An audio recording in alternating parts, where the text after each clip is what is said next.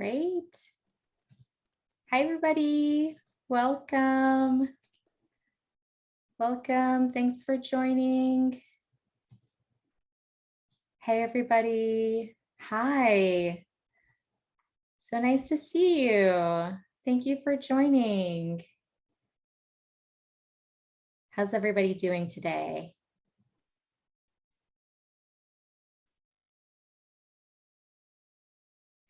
Oh, good. I see folks starting to fill out the poll. Please do. We have a poll in the Zoom that will feed into something that we'll be talking about really soon. Okay, and now we have live stream set up, so we will start really shortly. Hi, we're doing great. Thank you for joining us.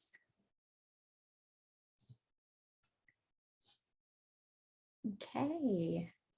So the folks that are just joining us right now, let me tell you about a little bit about who is in the room.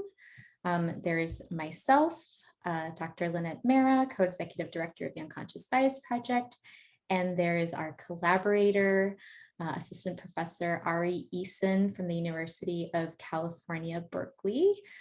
We also have our wonderful ASL interpreter, Shari.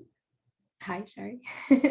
And we have our volunteer, Susanna, that's helping us with the waiting room and with any sort of just basic technical issues that you may have on Zoom. And if you are on camera, go ahead and wave because we are on Facebook Live streaming right now. So I'll go ahead and get us started. So welcome everybody. Good afternoon, good evening, good morning from wherever you may be joining us. Please go ahead and get ready by settling in with whatever you need to be fully present for this talk. For those of us joining us on Facebook Live, you may want something to take notes with. My name is pronounced Linet. I'm from the Unconscious Bias Project, and I'm joined today by Assistant Professor Arianne E Eason, and both our pronouns are she, hers. In today's talk, we will dive into erasure of Native Americans in our cultural narrative and what we can do about it. So before we get into the good stuff, I do want to acknowledge that UBP is based in the Bay Area on unceded ancestral homeland belonging to the Ramaytush Ohlone and Muwekma Ohlone peoples, some of whom speak the language Chochenyo.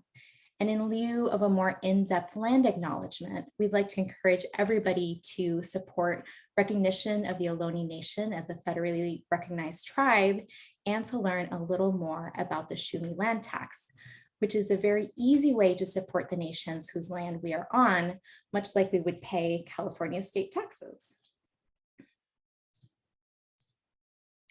So for this session that we have today, please try to remove distractions from your work area, including other windows so you can get the most out of today, as we will be covering quite a bit of ground.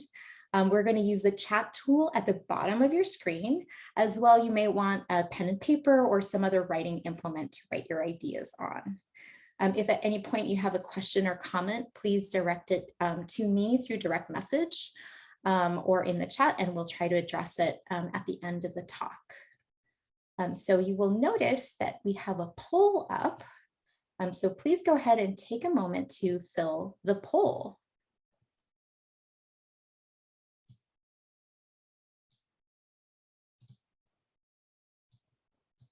In the meantime, Ari, would you like to introduce yourself? Hi, thank you so much, Lynette. So my name is Dr. Arianne E Eason, and I'm an assistant professor of psychology at UC Berkeley. I identify as a Black woman, and I grew up in a predominantly middle-class Black community in Los Angeles, California, with my mom and grandparents.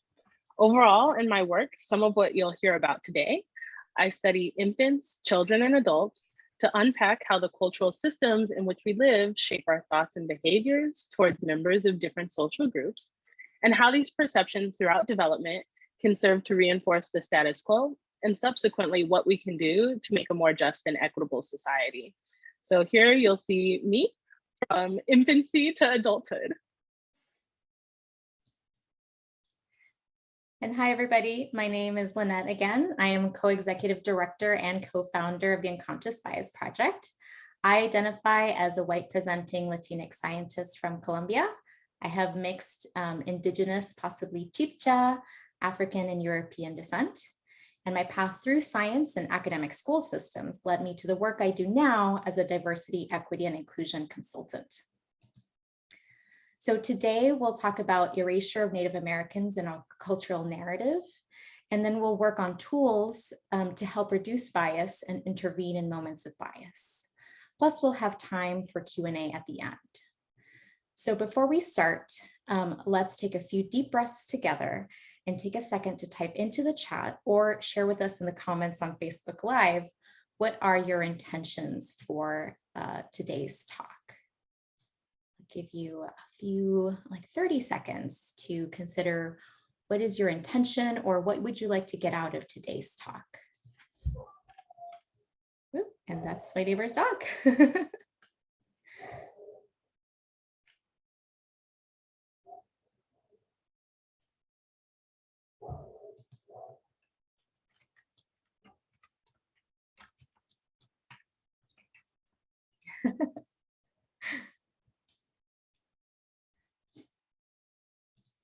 Great, thank you for sharing some in the chat and direct messaging to me. So people are looking to learn, to speak with folks that are different and being honest, and how to talk about this issue. Thank you for sharing. So briefly, our guidelines for today are as follows. We want to maintain openness, so keep an open mind to what you're going to hear from us as speakers, but also from each other in the chat. Participation, we will ask folks to volunteer answers a few times in the chat. And for folks on Facebook Live, go ahead and please enter your responses in the comments. We are excited to hear from you. Self-care, if you need to eat, take a break, turn off camera, please do so. And with that, let's talk about the poll results, Ari. Okay. Can you reveal the poll results? Oh, can you see it? Oh, share results. There we go. There you go. So as expected, what you'll see from this question, really the question for those of you just joining us, is what percentage of our population identifies as Native American? And I mean, I'm actually somewhat surprised by how accurate our participants are today. So it turns out the correct answer is about 2% of US society today, according to the last census, identifies as Native. But one of the things that we actually know is if you ask more than just the people who are here today, a lot of people actually underestimate the number of individuals who identify as Native. And even the latest US Census count, which counted the most Native people that we've ever had since we started doing the census, it's estimated to be a gross underestimate as well. But to help put 2% into context, there's also many other social groups that we don't realize are of similar size that we readily recognize in mainstream US context as contemporary peoples. So for example, we know that about 2% of US society today identifies as Jewish. I'm not sure most people actually recognize that the population of Jewish people and Native people is pretty equivalent. But even though you all didn't fall into, I think, what was the expected trap, the question really becomes, in thinking about this, what leads to the erasure of Native peoples and the experiences of Native peoples from contemporary context, and what can we do about it? Okay. So we know that Native Americans have a big presence in US society, however, only in limited and narrow ways. So we see Native people represented as mascots in holiday celebrations, and even in the appropriation of religious and spiritual practices. However, many of the examples rely on sterilized versions of history. So if we take Columbus Day, which we're going to talk more about later on, as an example, we learn that he came over and discovered the Americas. But what's often left out is that there are grave atrocities that he committed against Indigenous peoples, particularly the Indigenous peoples of Hispaniola. right? And we see this over and over again across the narratives in Thanksgiving, right? We talk about how it was about this moment of coming together for the Pilgrims and the indigenous peoples. And that's not really the history of Thanksgiving. There are some beautiful kind of written accounts of Thanksgiving as a holiday actually being about a, a series of feasts and celebrations after the genocide of Native peoples and how often these happened. And really that at the end of the day, they said, well, this is happening a little too frequently. Maybe we should consolidate it into one holiday, right? So we see this kind of idea of Native peoples looming large in our collective imagination, but they're not really these accurate representations, okay? And understanding how Native people are impacted and how we are impacted as non-Native people by these representations is really critical. And what our science knows is that how groups are represented has tremendous impacts for understanding well-being, for understanding prejudice, bias, and inequality. So some experimental research actually shows that these narrow representations of Native peoples, such as mascots or through the lens of negative stereotypes, has implications for Native students in terms of lowering their sense of self-esteem, in terms of lowering a sense of future aspirations, like what they hope they can accomplish with the future, right? As well as how positively they feel about being a member of their group, right? So we know that these representations matter, okay?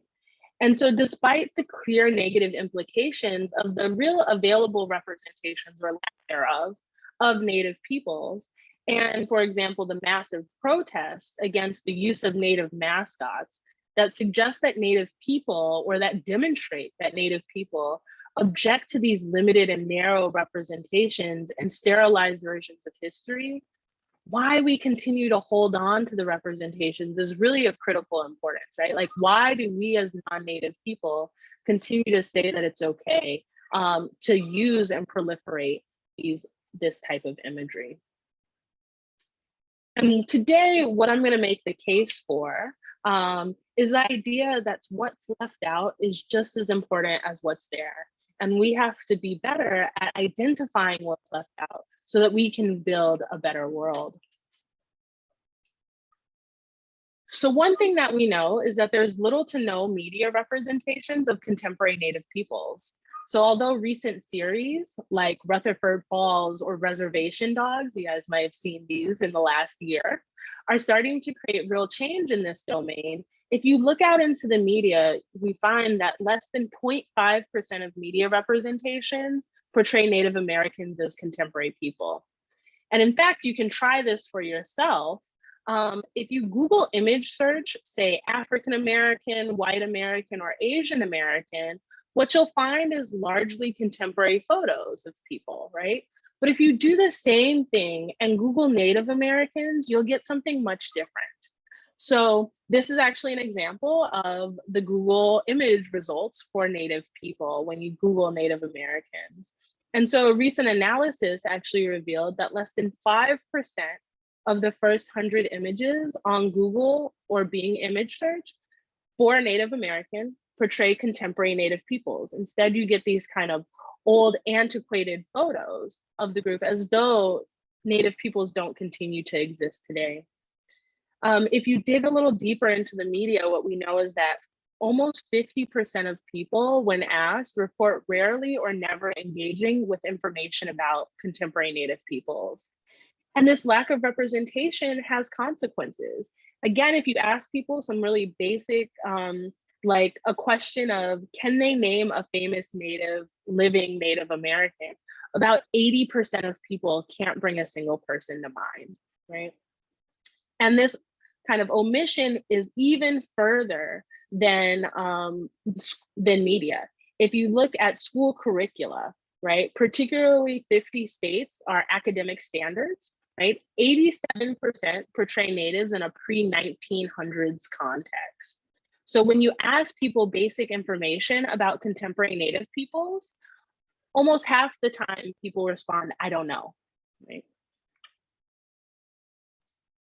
Further, if you look at mascot representations, which are unfortunately one of the most prevalent ways that Native people are represented, or dare I say, caricaturized, this also perpetuates inaccuracies, right? So Native mascots homogenize and dehumanize Native peoples. And indeed, the majority depict Native peoples as historical figures in antiquated costumery. And actually, most actually depict Native people from the Plains region, despite the fact that there are more than 576. Sorry, the number is always changing, or it's been changing recently. There are more than 576 distinct Native tribes across the United States. Okay. And finally, if I turn the eye to my own field, right, my own scientific discipline, which studies the nature of prejudice, bias, and discrimination, we've produced more than 40,000 publications on prejudice, bias, and discrimination. But if you actually look at what we're putting out, less than 0.5%, so half of 1%, actually mention Native peoples, and only 0.2% include Native participants. And this is of critical importance because my field helps to understand what are people's experiences, and our scientific discipline helps people see that the stories that people are telling, the experiences that people are putting out there are legitimate. Even though they're legitimate without the scientific backing, it carries power, right? And so what we know from this is that as a consequence of our field, not even talking about Native experience within this domain, right? People actually minimize Native people's experiences with racism and discrimination. So more than 75% of Native people report experiencing racism or discrimination. But if you ask non-Native people, only 34% of Americans, or non-Native Americans, non-Native Americans believe that Natives experience discrimination, right? So there's a huge chasm between Natives' experiences and what people think they actually experience, right? So from this data alone, it's pretty clear that Native peoples are omitted from numerous consequential domains in contemporary society. So why does this all matter? Our research shows that when people don't see Natives as contemporary peoples, they overlook and fail to see them as fully human, right? We overlook the experiences of racism, and therefore we're less likely to support policies aimed at rectifying the inequalities that Native people face, right? We know that justice is not zero sum. Working to improve the outcomes for one group doesn't preclude advocating for justice for other groups, but it's important that we actually see what needs to change in order to do that advocating and make those changes. So without acknowledging Native people's experiences, both historically and contemporarily, particularly with racism and discrimination, how might we explain the vast inequalities that we see across group lines? Right? So with that, I want to provide you an example that I think makes visible of how we as a society maintain the erasure of Native peoples and how we can, have, and continue to need to do something different. So I want to share with you one narrative that we have out in the world. So the first one is an example from Columbus Day, and here's a quote that I'm going to share with you. On this day, we embrace the same optimism that led Christopher Columbus to discover the New World. We inherit that optimism along with the legacy of American heroes who blazed the trails, settled the continent, tamed the wilderness, and built the single greatest nation that has ever seen. Okay. So this is one narrative that we have about the world around us. But in contrast, I want to put in a second narrative that's very similar, but takes that is similar in that it focuses on a similar day, right? But it's going to give you something very different. So here, the quote is, "Our country was conceived on a promise of equality and opportunity for all people. A promise that despite the extraordinary progress we have made through the years, we have never fully lived up to. That is especially true when it comes to upholding the rights and dignity of the indigenous people who were here long before colonization of the Americas began. Today, we recognize indigenous peoples' resilience and strength, as well as the immeasurable positive impact that they have made on every aspect of US society. Okay. So think about these two narratives and think about what it might feel like to grow up in a world where you only hear the first narrative, right? Or to grow up in a world where you only hear the second narrative. What might you take away, right? Okay. So here's what I think you take away. Well, that first narrative on Columbus Day, when I was young, this was actually the narrative that was predominant throughout the United States, right? We learned about Christopher Columbus. We had this really cute rhyme in 1492, Columbus sailed the ocean blue. We learned that he set out to find a sea-based route to India for spices and that he discovered America, right? But from this narrative, what you might take away is that Columbus was brave and that he was really pretty civil, right? He was just out here searching for new things. And also from that first narrative, what you might take away is that Native peoples and their experiences really aren't worthy of consideration, right? It was about Columbus being brave. It was about him discovering something new. I mean, you might even go so far as to say the idea of discovery, right, perpetuates this notion that indigenous peoples or that anybody wasn't already in the Americas, right? And then that the narrative goes on to talk about how they tamed the wilderness, as though the people who were already there, if you acknowledge their existence at all, were somehow less than human or weren't civil, right?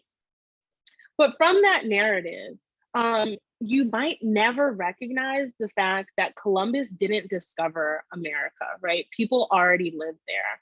And you might never know that he was one of the most brutal colonizers in recorded history.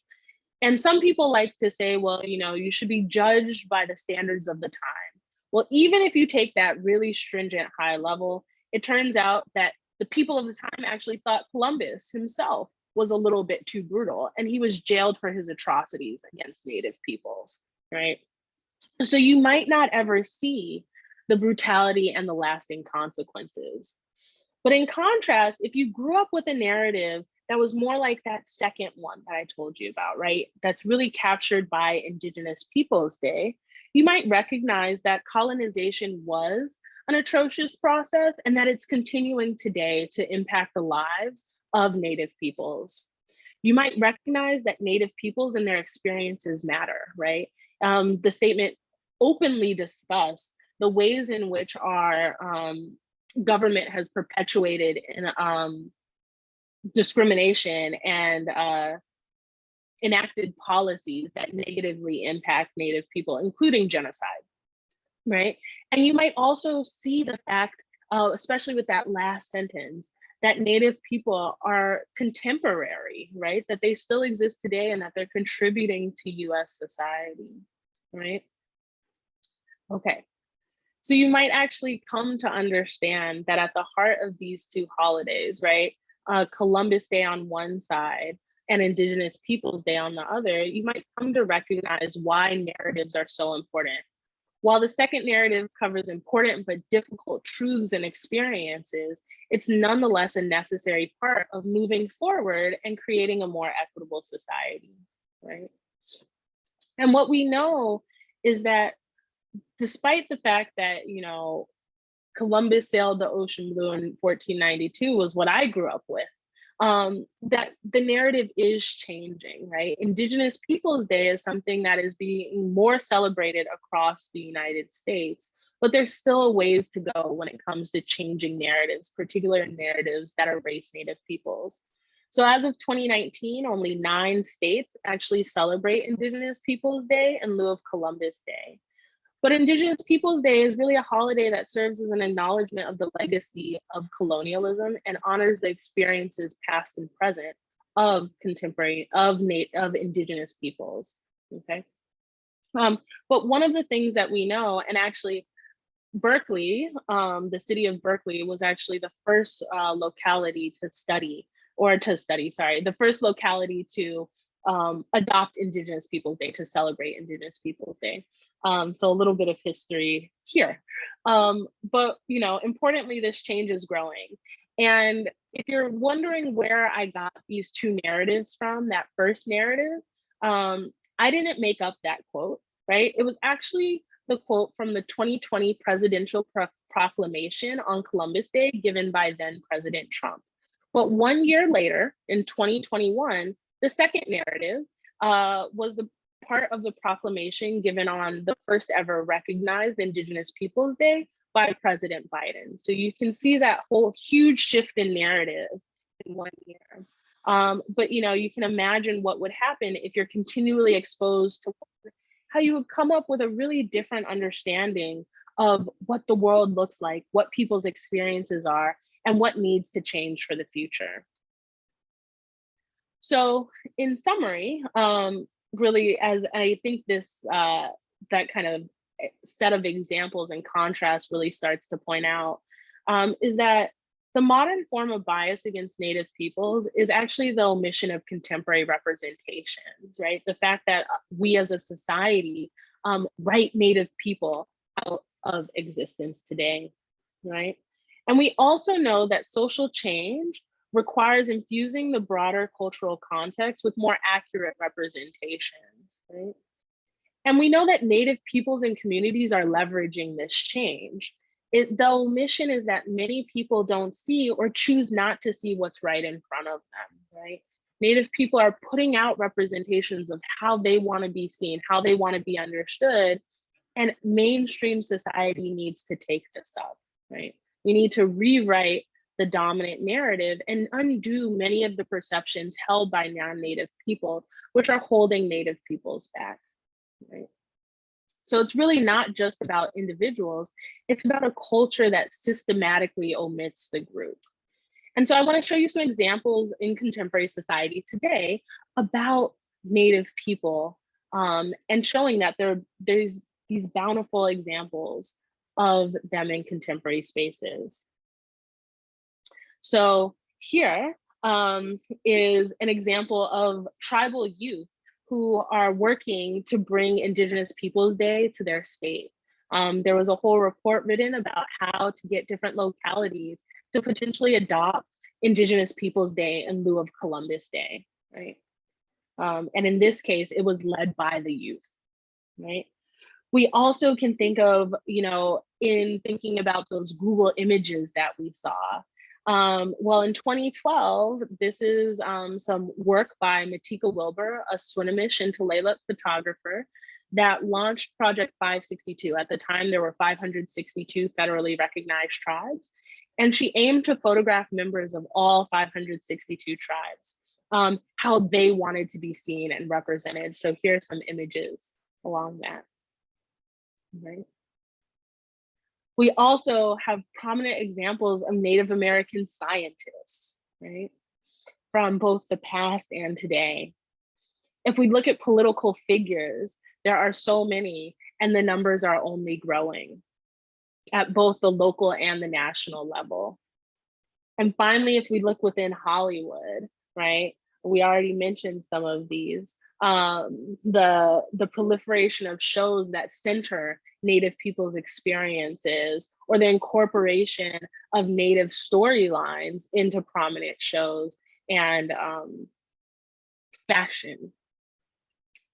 So today, I think that this just gives you a little bit of snapshot to bring us back to the idea that what's left out is as important as what's there. We have to take time to realize what is left out so we can really start making steps towards change.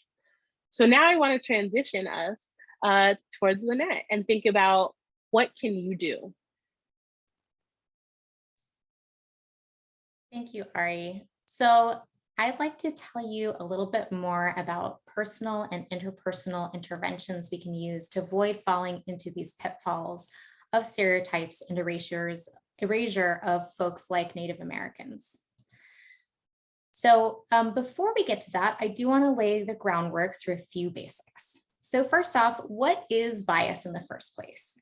So we can define bias as prejudice in favor of or against one thing, person, or group compared with another, usually in a way that we consider to be unfair. And unconscious or implicit bias is bias that you have, even though you don't consciously agree with it or even know it's there.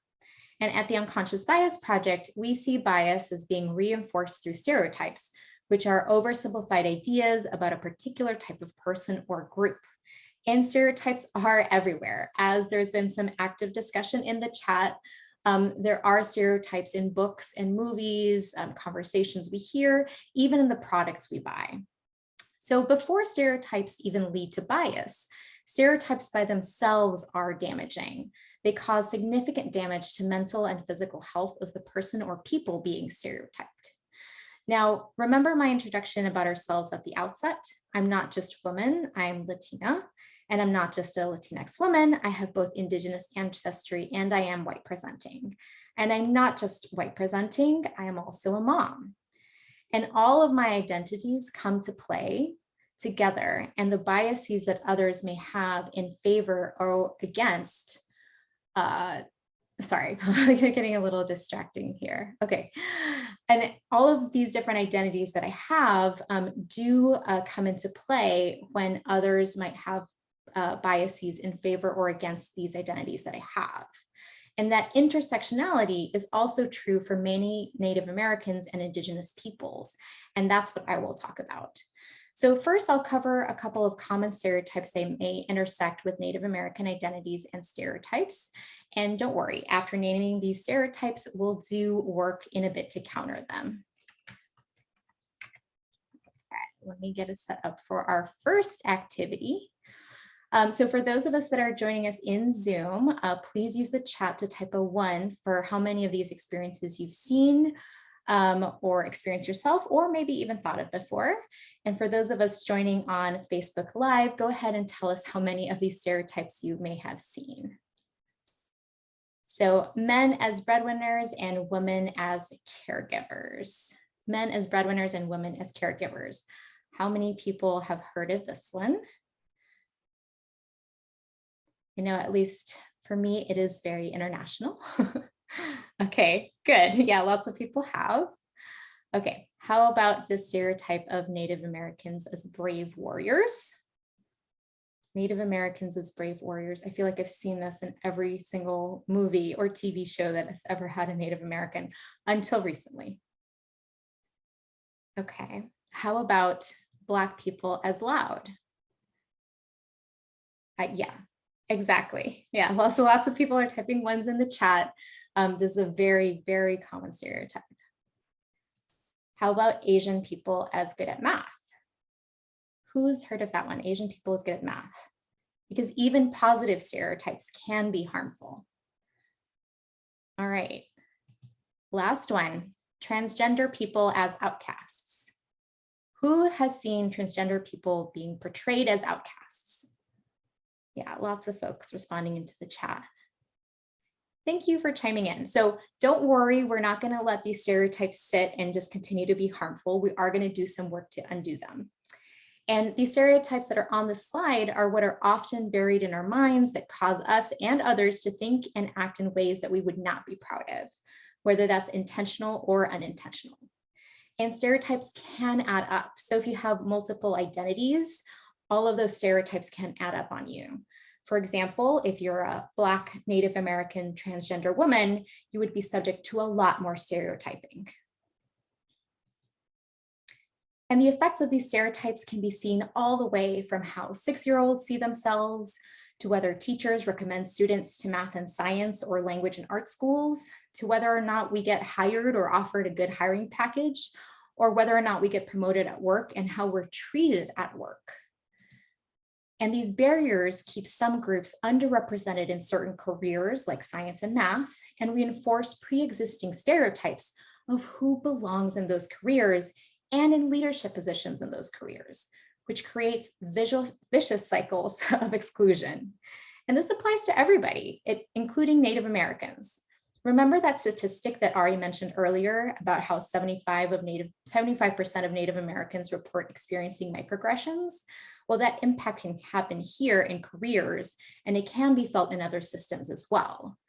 And even though some of these sources of these biases are rooted in past genocide, slavery, and colonialism, the effect of these historic and current biases and inequitable systems are still very real and really do impact us today, sometimes in ways that can be much more subtle. For example, I do benefit from being white presenting, but I don't benefit from being Latinx, woman, or being a mom. And my benefit comes with impact in financial, healthcare, and criminal justice systems, where I can move much easier than, say, my sibling or grandma, who do have much more melanated skin and curlier hair. All right, well, thoughts are our first line of defense when confronting bias. So we're going to teach you one of our 5 practical techniques that can help you target your own unconscious bias and decrease it, that you can start applying today. But before we start training, we need to cover some prerequisites.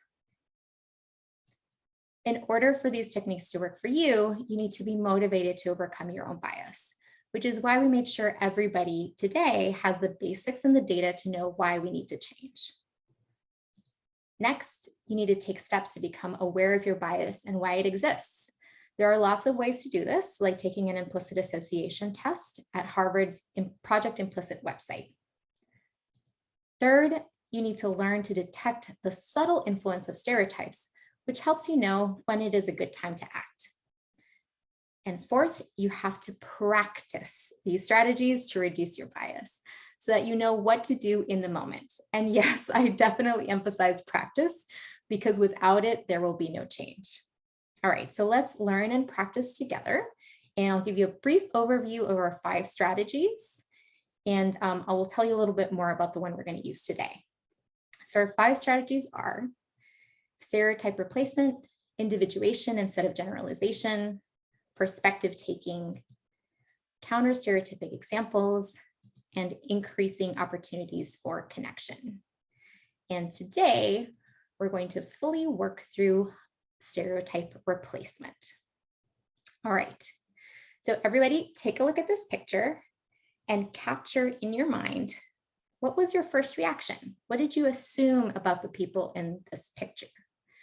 Did you assume that they were undergrads, interns, or are they leaders? Are they straight or queer? Are they Indigenous or not? Are they able-bodied or not?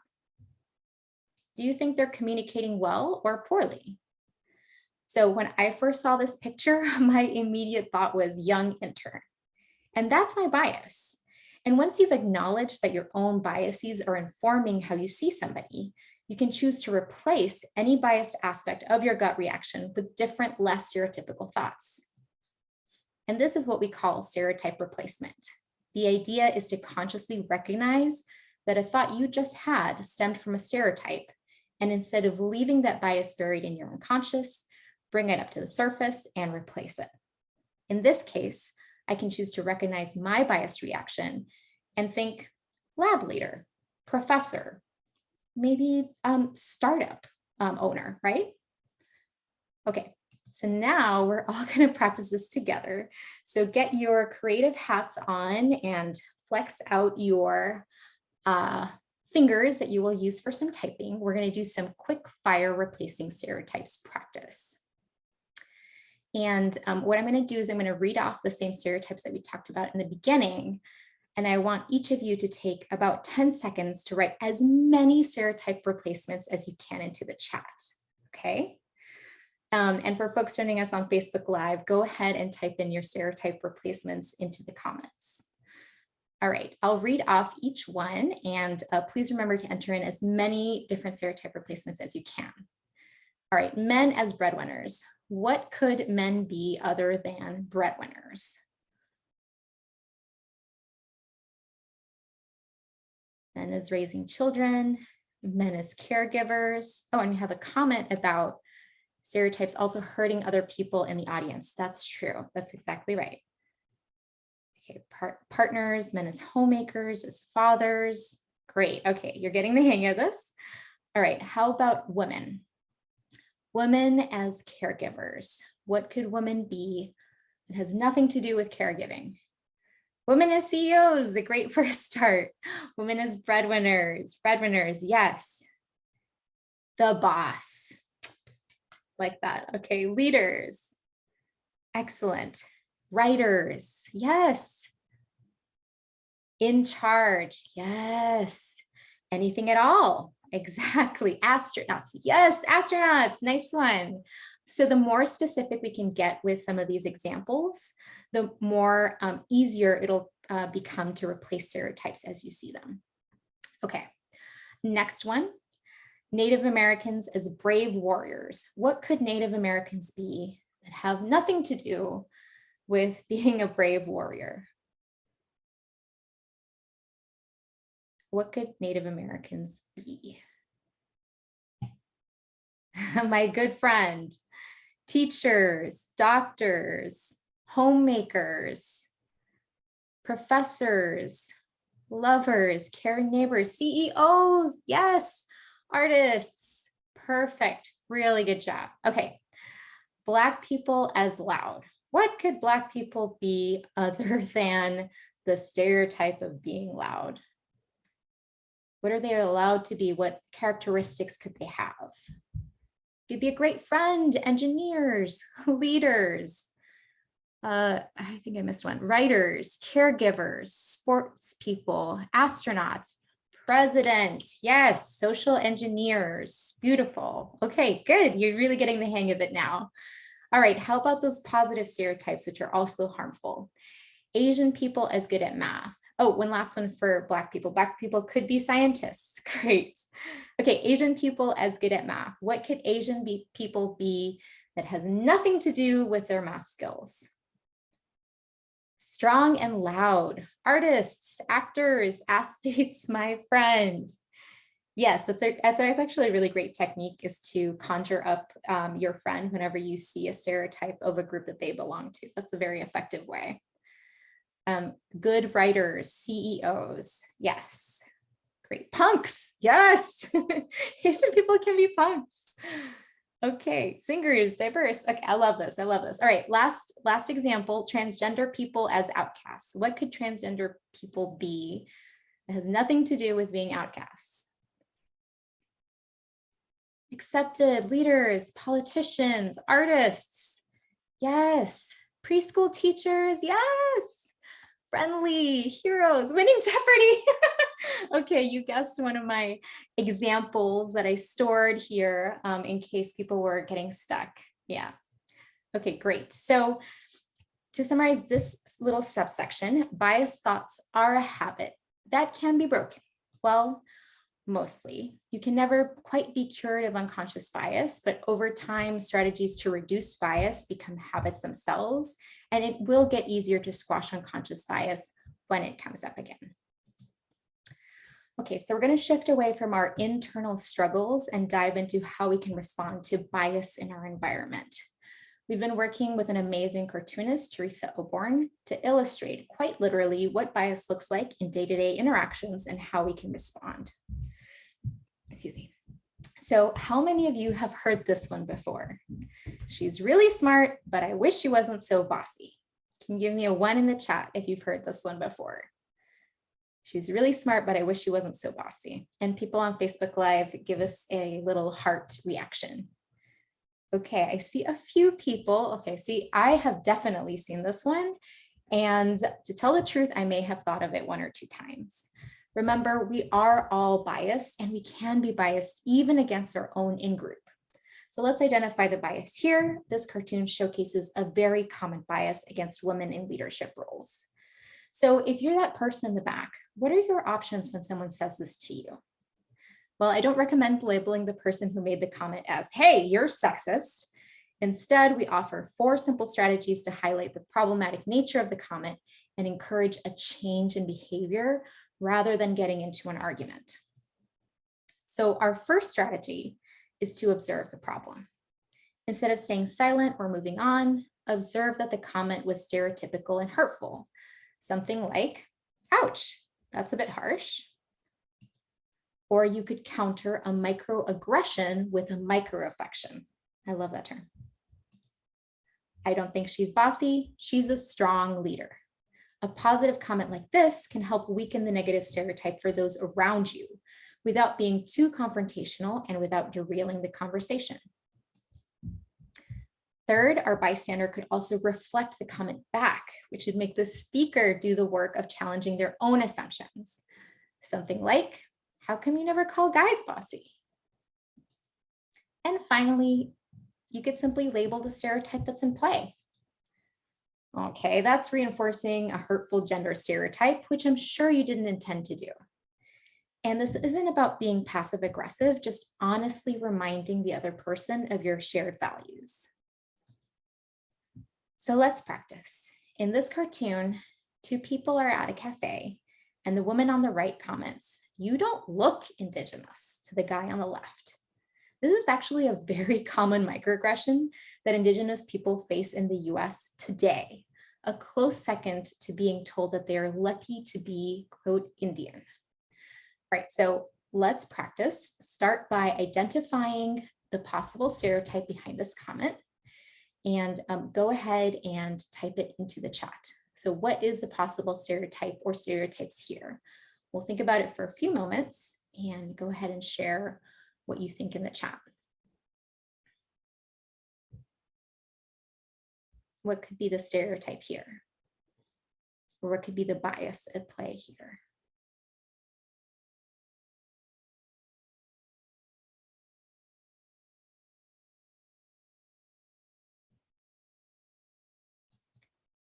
Okay. Stereotyping that all Native Americans look a certain way. Good job. He isn't wearing turquoise, for example. Yes, race as a bias, assuming the person is not Indigenous. Exactly. So there's at least one bias in the situation, and that is that Native American and Indigenous people need to look like the speaker's image of a stereotype of Indigenous people in order to be allowed to be Indigenous, right? Ouch. So what could an onlooker say or do to intervene in this moment? So we have our list of possible interventions here on the slides. We have observe the problem, positive redirection, transfer the work, or label the stereotype. So go ahead and without pressing enter, type into the chat one idea of how to intervene. What could you say if you were an onlooker or maybe a friend of this group? What could you say to intervene in this moment of bias? Go ahead and take some 30 seconds to consider how you might intervene. And you can use any one of the intervention methods listed on the slide. And you can also, okay, so got excited, press enter early, that's okay. Or you could use your own method of intervention, or you could put yourself in the role of the person that's receiving the comment. So these intervention strategies work if you are a bystander, but they also work if they're directed at you. Okay, go ahead and press enter. Okay, good, okay. Ooh, let me get all of these. Okay, what does an Indigenous person look like? It sounds like you think Indigenous people look a certain way. Can you tell me more? What do you think an Indigenous person looks like? Native Americans don't look a certain way. I guess white individuals can be Jewish Russian, but may not look that way. I would love to know more about you.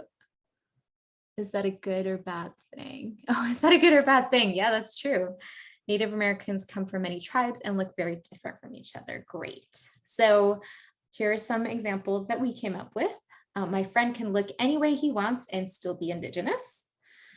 You could use positive redirection. Of course he looks Indigenous. He's Alani. Oh, that's another great intervention. Look beyond how I look. Great.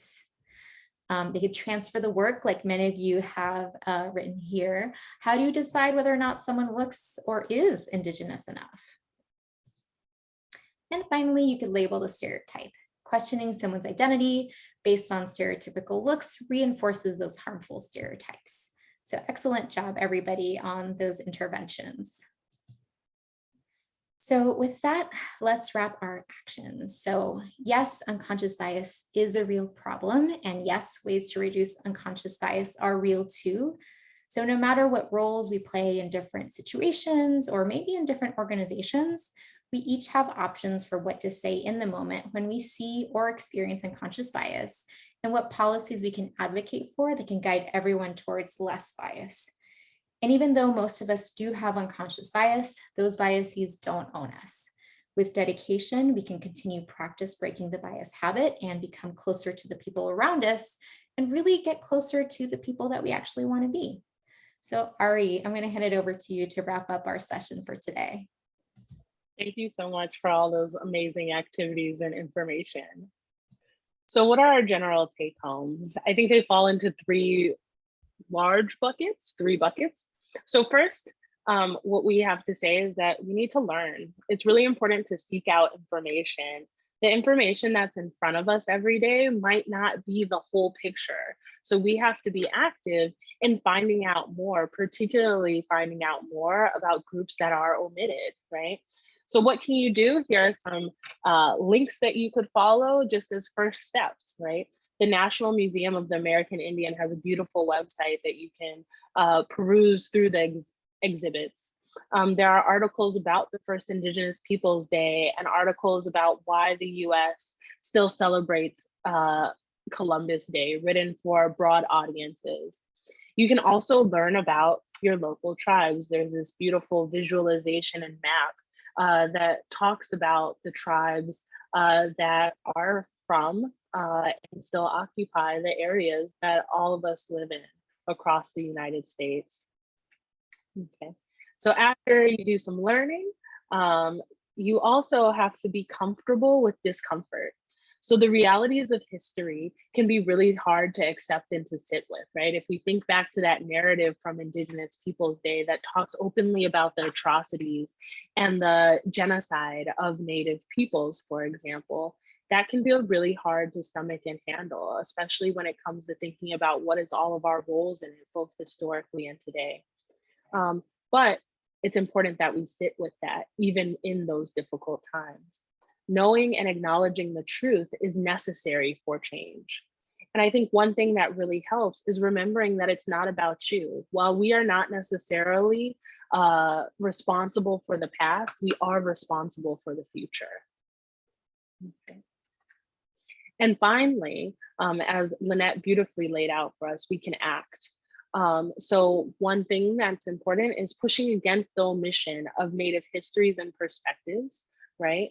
And push against the omission of contemporary Native peoples and experiences. When we talk about prejudice, bias, and discrimination, are we talking about Native peoples in this context? Where we're talking about what needs to change? Are we remembering to include Native peoples and their voices in the conversation?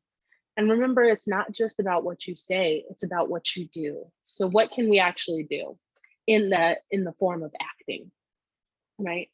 When we have the chance, right, we can help get other people on board, right, and gather the courage to act. So what does that look like? Intervening in those moments of bias when it comes up in your own mind, right? Kind of interrupting that thought process and saying, is this what we should be thinking? Or why am I thinking this, right? Intervening in moments of bias when you see them occur, right? We already had some beautiful practice with that across numerous domains. And what does it also look like? Advocating for policies, curricula change, and legislation that includes Native peoples and counters systems of oppression. And it also looks like using your power to vote. Okay? These are just some examples.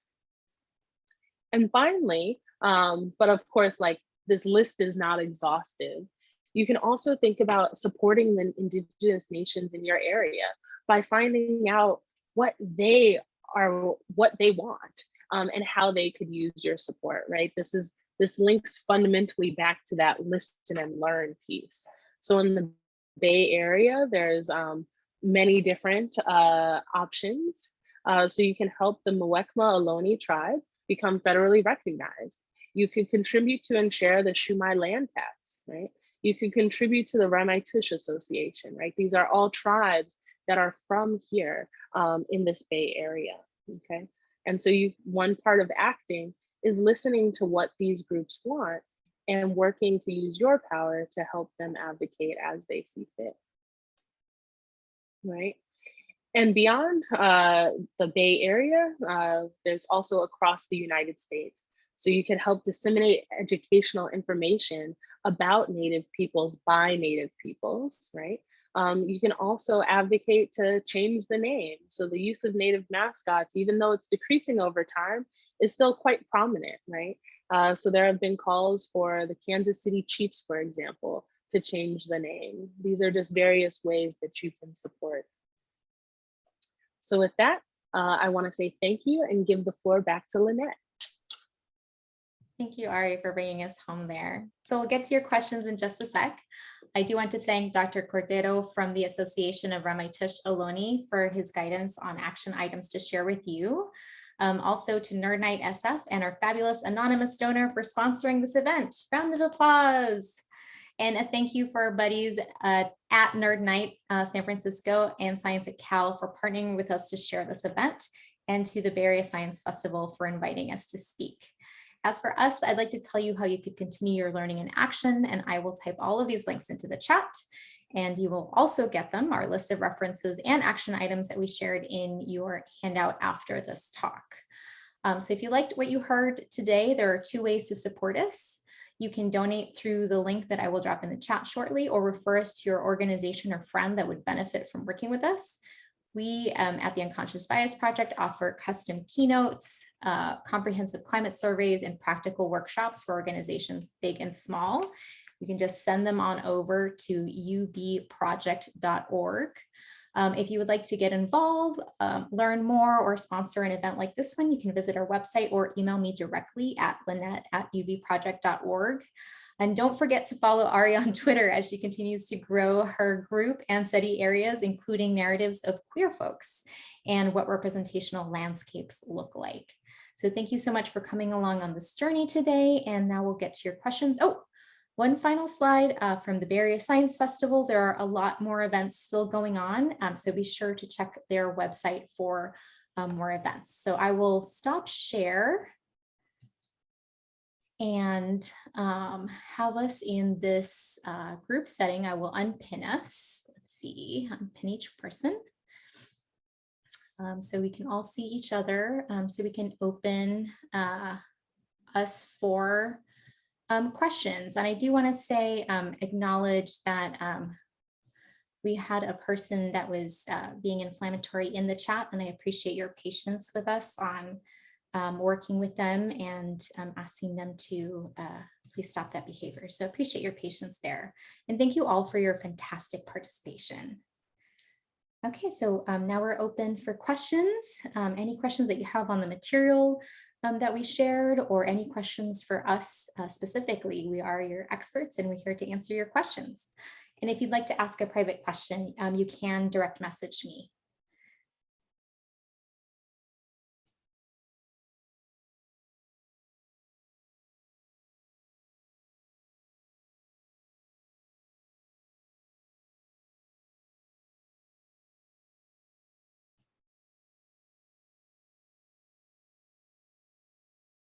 Are Native Hawaiians considered Native American? Ari, would you like to take that one?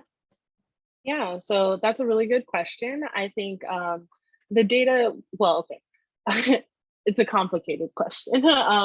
In the straightforward, easy answer is no. They're not Native American as we would consider them, but they are Native peoples. So if we remember the fact that Native and Indigenous peoples are a diverse group, Native Hawaiians are Indigenous peoples. They're Indigenous to Hawaii. But their relationship to the US government is a little bit different than many of the Native tribes on mainland US. But they do still have rights and distinctions that put them within that Indigenous category that many people identify with. So even though kind of the political distinction is a little bit different from Native Americans, they still have very similar experiences that track well. If that answers your question without getting super deep into the nuance there. Thank you, Ari. It's great to have an expert to answer these questions. All right, I have a direct message asking if we work in the field of LGBTQ discrimination. Yes, we do. at the Unconscious Bias Project, we're a little different from other folks out there in that we think intersectionality is really important. So, not everybody lives in a silo, and we all have intersectional identities. So we do work to counter anti-queer discrimination as well. And you can totally drop me an email, linet@ubproject.org, if you're interested in learning more. Oh, and I had a question, direct message to me way at the beginning, which is what is white presenting, which is a really good question. White presenting just means that somebody that you might not consider that might have, a different racial or ethnic background, different from white, appears to be white.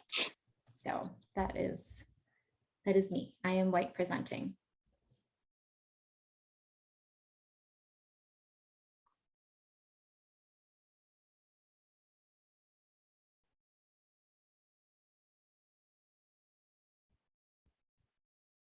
Any other questions or maybe a take home that you want to share with us? Happy to take more questions. Oh, this is a good question that was direct message to me. What does it mean to be white? Ari, do you have thoughts on this, or do you like me to yeah, so it's very interesting to consider, what does white mean? What does Black mean? What does even Latinx or Hispanic mean?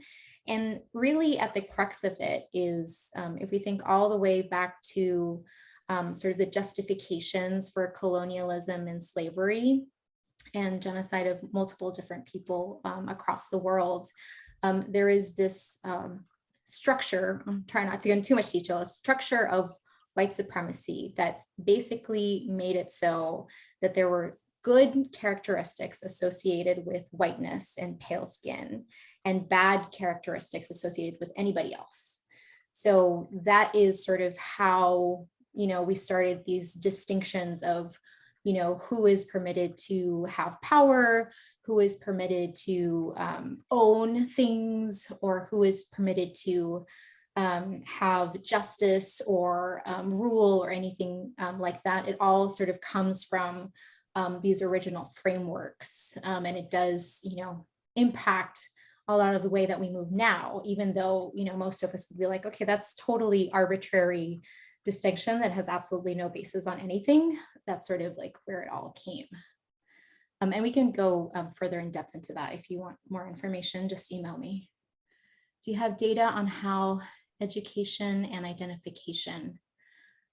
I'm not sure I understand the question. Oh, of these biases may possibly impact. Oh, data on how learning about biases and how to counter them, how they impact society. Is that the question? Yes. There is some data. It depends on which sector you're specifically interested in. For example, in companies that purposely diversify their leadership and are aware of, for example, majority groups in their organizations, they're able to achieve, I think, over 20% more in innovation, and a lot more in, they're more competitive than their peers in the field, et cetera, et cetera. Same for teachers. If you get teachers aware of their own biases, they're more likely to recommend students evenly to different fields that they're interested in, as opposed to shoehorning them into one section. Okay. What we also know is that in the case of bias towards Native Americans, we've run a series of studies that actually look at how we can combat the lack of representations. And so by providing people, say, information about Native peoples in contemporary context versus in historic context, that actually reduces bias and increases, so it makes people feel more positively towards Native people. And it also increases support for policies aimed at rectifying inequality. So we see this in the domain that's really specific to what we presented on here.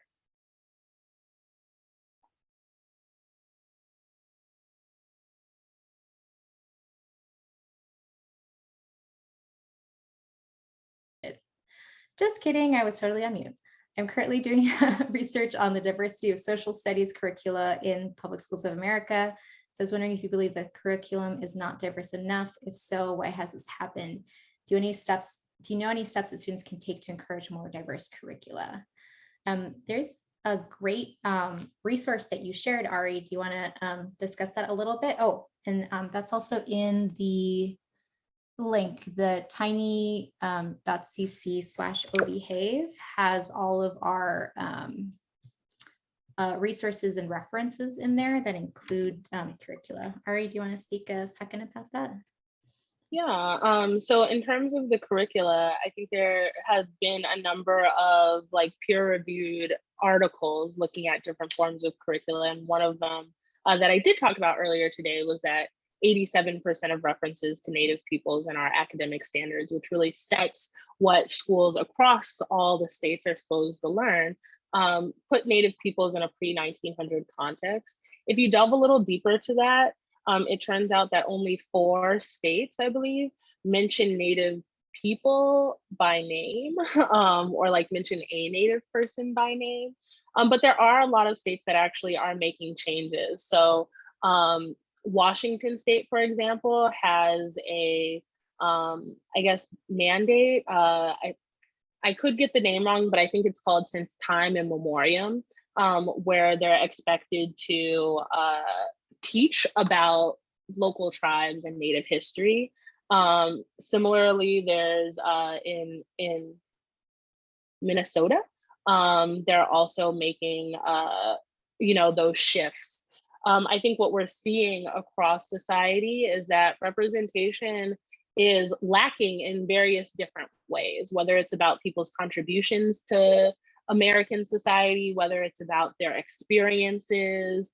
And so we do have a ways to go in those respects, or you can also think about it in terms of the siloing of particular groups, right? So only Black people, for example, being talked about during Black History Month, as though the history of these groups aren't fundamentally a part of American history as a whole. So those are kind of some subtle shifts that can be made. Why do we think this is happening? Well, there's some theories out there that suggest, again, that confronting the realities of history is really hard. It doesn't feel good to know that people in your group, or that we've built a society that may not be as fair as we want it to be, right? That has systematically excluded particular groups of people. And so some people are advocating for shying away from that, right? And how can we take steps to encourage more diverse curriculum? I think we have to advocate, use our voices, use our power. I think one example that people can draw on is actually that Indigenous Peoples Day report that was made. It talks about different ways that different groups have actually gone about trying to get their locality to celebrate Indigenous Peoples Day as opposed to Columbus Day. And it includes kind of in-depth interviews with different places who were successful in this. And I think that similar models could be used in terms of shifting school curriculum or making sure that people are represented accurately within these contexts. Thank you, Ari, for fielding that so expertly. All right, we are over time. Thank you so much, everybody, for your great questions, great discussion and participation. Thank you, Susanna, for helping us with the chat and with it, admitting people in. Thank you so much to Shari for doing ASL interpreting. And thank you, Ari. Go team Obehave. We did a great job. All right. Do keep in touch with us, and we'll follow up with you soon with an email with the references and the information that we presented here. Thank you so much, and have a great rest of your evening or great rest of your day. Bye-bye.